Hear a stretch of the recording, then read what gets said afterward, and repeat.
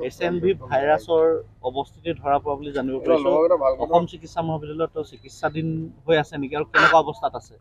হয়, আমাৰ ইয়াত 8 তাৰিখে এটা বাচ্চা আহিছিলে। বাচ্চাটোৰ জ্বৰ পানী লগা কাহ লৈ আহিছিলে। আমাৰ যেতিয়া ৰুটিন ইনভেষ্টিগেশ্যনবিলাক কৰা হয় তেনেকৈ এইবাৰো ৰুটিন ইনভেষ্টিগেশ্যন কৰা হ'ল। কৰোঁতে দেখা গ'ল যে সেই শিশুজনৰ গাত HMPV ভাইৰাছ পজিটিভ আহিলে।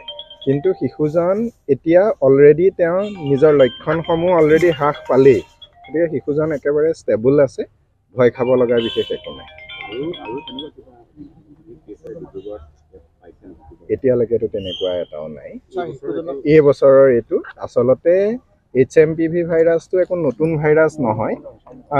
2014 চনৰ পৰাই আমাৰ ইয়াত ৰুটিন টেষ্টিং হৈ আছে আৰু এইটো আচলতে আমি সন্দেহবশতঃ কৰা নাই। যিটো ৰুটিন টেষ্টিং হয় তাত কৰোঁতে এইটো ধৰা পৰিছে। 2014 চনৰ পৰা হৈ আছে বুলি কৈছে, তাত কিমান এনে কেছ তেনেকুৱা? 100ৰ ওপৰত এতিয়ালৈকে 2014ৰ পৰা এতিয়ালৈকে, গতিকে সাংঘাতিক বেছি বুলিও আমি ক'ব নোৱাৰোঁ। কিন্তু যদি আমি চাওঁ এই HMPV ভাইৰাছটো সাধাৰণতে আমাৰ ইয়াত আছেই। 2001 চনত প্ৰথম এইটো ডিটেক্ট হৈছিলে। তাৰপিছত লাহে লাহে দেখা গ'ল যে আমাৰ যিমান মানুহৰ কমন কোল্ড হয়, কমন কোল্ডৰ মেজৰিটি অফ কেছেছবিলাক HMPV জনিত ভাইৰাছৰ কাৰণেই হয়। আৰু শিশুৰ ক্ষেত্ৰত দেখা গৈছে যে 5 বছৰলৈকে শিশুৱে তেওঁলোক এইটোৰ দ্বাৰা অলৰেডি আক্ৰান্ত হয়েই। গতিকে এইটো আমি সাধাৰণ এক প্ৰকাৰৰ ভাইৰাছ বুলিয়ে গণ্য কৰোঁ। ইয়াৰ পৰা বিশেষ আমাৰ চিন্তাৰ বিষয় নাই বুলিয়ে ভবা যায়।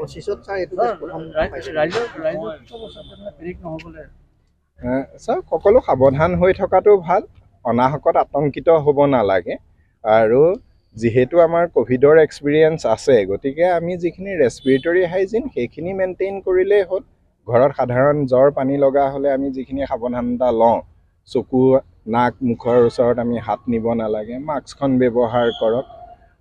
তাৰপিছত আপোনাৰ অকণমান যদি উশাহ লোৱাত দিগদাৰী হৈছে ডাক্তৰৰ পৰামৰ্শ লওক।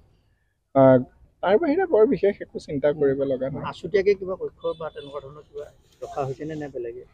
শিশুটি এতিয়া আমি গম পোৱাৰ কাৰণে যিকোনো পানী লগা জ্বৰ কাহেটো ইজনৰ পৰা সিজনলৈ সুচৰেই, গতিকে সেইটো গম পোৱাৰ পিছত তেখেতক আমি আইচলেশ্যন ৰুমত ৰখা হৈছে, মাক দেউতাকৰ লগতে আছে।